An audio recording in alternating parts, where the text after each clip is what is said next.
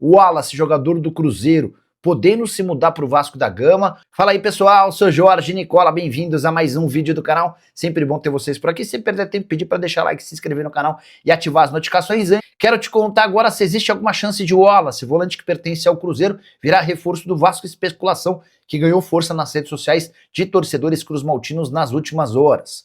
O Wallace, aquele atleta comprado da Udinese, um caminhão de dinheiro, salário de R$1.200.000 por mês. Na atual temporada, mesmo com a mudança no comando técnico da Raposa, o Wallace segue jogando pouco. Tite só o escalou uma única vez. Ele jogou os 7 minutos finais da partida contra o Pouso Alegre. Foi para o banco de reservas em outros 3 jogos, em todos os outros nem sequer foi relacionado. R$1.200.000 por mês, um dos piores custos-benefício da história recente da Raposa. Só para completar, perguntei para esse dirigente do Cruzeiro se existia alguma negociação em andamento para que o Wallace virasse reforço do Vasco. Abre aspas para essa fonte. Foram rumores que começaram a sair na quarta-feira, mas não fomos contactados em relação a essa possibilidade por ninguém do Vasco. Desde que foi comprado, em 2024, o Wallace disputou só 46 jogos. Bom, o técnico Renato Gaúcho está avaliando o elenco, sabe que tem até o dia 27 de março como data para fechar a janela interna para trazer reforços. Volante é a principal peça que o Vasco está de olho. O Wallace do Cruzeiro vem sendo avaliado. Agora, o Wallace não tem jogado no Cruzeiro. É um jogador que o Renato conhece, confia, lançou no Grêmio, mas não é mais aquele Wallace do Grêmio. Não é mais aquele Wallace que foi campeão olímpico em 2016. Não é mais aquele Wallace que foi para a Europa. Ele caiu de rendimento. Tanto é que o Cruzeiro não tem utilizado. Ele jogou apenas um jogo no Campeonato Mineiro nessa temporada. Ficou apenas em um jogo relacionado no banco com o Tite.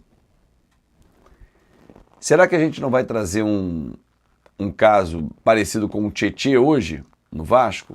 Em que o torcedor não tem tanta confiança.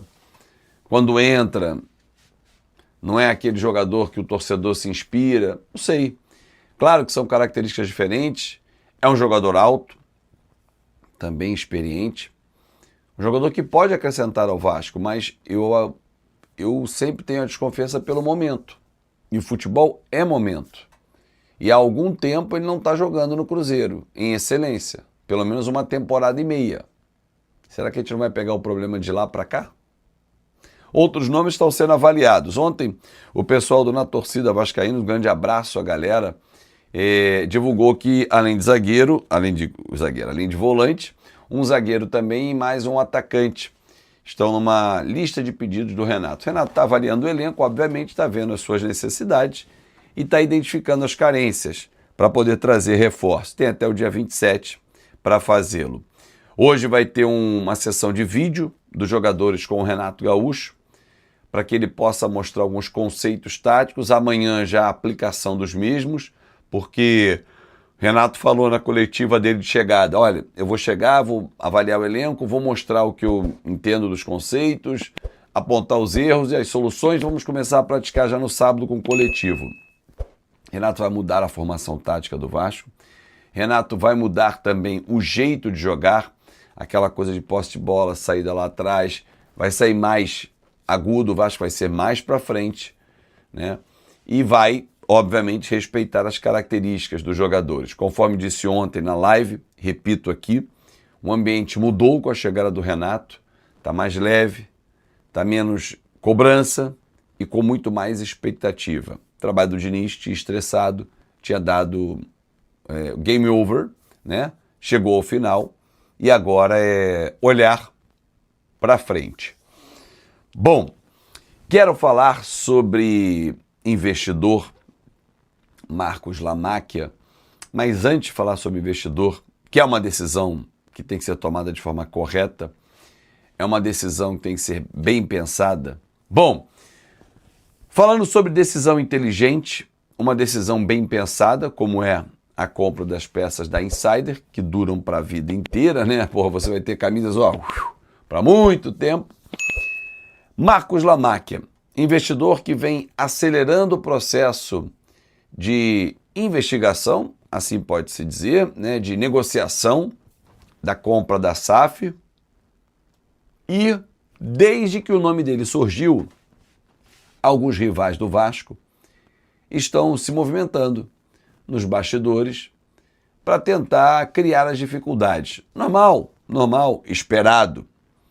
Afinal de contas, o Vasco forte financeiramente, esses rivais sabem que vai pesar demais. Vou dar alguns exemplos. Você acha que o Flamengo quer o Vasco forte financeiramente, tecnicamente? Não. Você acha que o Corinthians quer um Vasco forte financeiramente? Não. Você acha que o São Paulo quer o Vasco forte financeiramente, tecnicamente? Também não. Ah, Fábio, você quer dizer então que esses 3 clubes estão se movimentando nos bastidores? Não.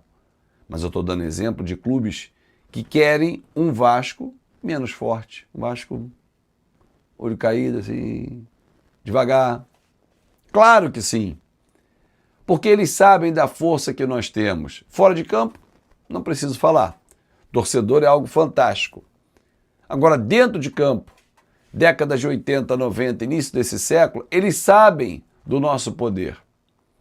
E aí vem uma notícia que para mim não é notícia, mas enfim, que a agência reguladora criada para cuidar do fair play vai avaliar com muito rigor a venda. Porra, não é só... Ô bonitão, não sei nem quem escreveu, não quero nem saber, mas você que leu, presta atenção numa coisa. Você acha que é só a SAF do Vasco que vai ser avaliada com rigor? Todo mundo. Se amanhã o John Textor vender a SAF do Botafogo, a SAF do Botafogo também será muito bem avaliada, com muito rigor, para não deixar passar erros, para não deixar passar vícios, para não comprometer a estrutura do futebol brasileiro. Agora, não me venha com história de que o Marcos Lamáquia comprando o Vasco vai criar uma rede multiclubes. Ora, ele é dono de qual clube?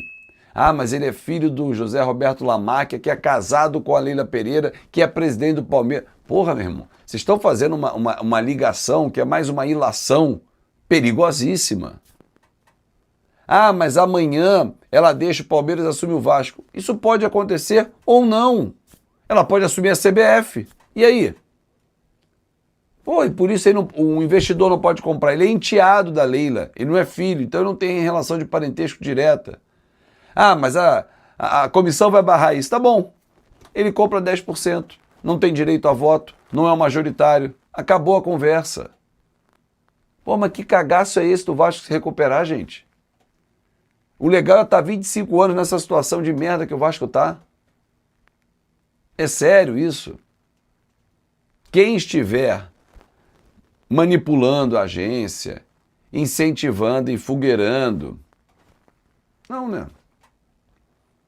Agora, deveria incentivar a nova agência reguladora a verificar os clubes que estão pagando os seus impostos, os seus atletas, as suas transferências, verificar a RJ do Vasco, sim, tem que ser fiscalizador mesmo. Agora não inventa, fica com medo não. Deixa o Vasco renascer, ressurgir, porque era tão legal, cara, nessa fase aqui, ó, tão legal nessa fase. Mas estão com medo, né? Imagina, 2, 3 times que sempre brigam, aí entrar um 4º time e com a força do Vasco. Ó, passa nem pensamento. Grande abraço, muito obrigado pelo seu carinho, pela sua audiência. Eu conto com você no nosso Na Conta KTO hoje ao meio-dia. Valeu, ótima sexta!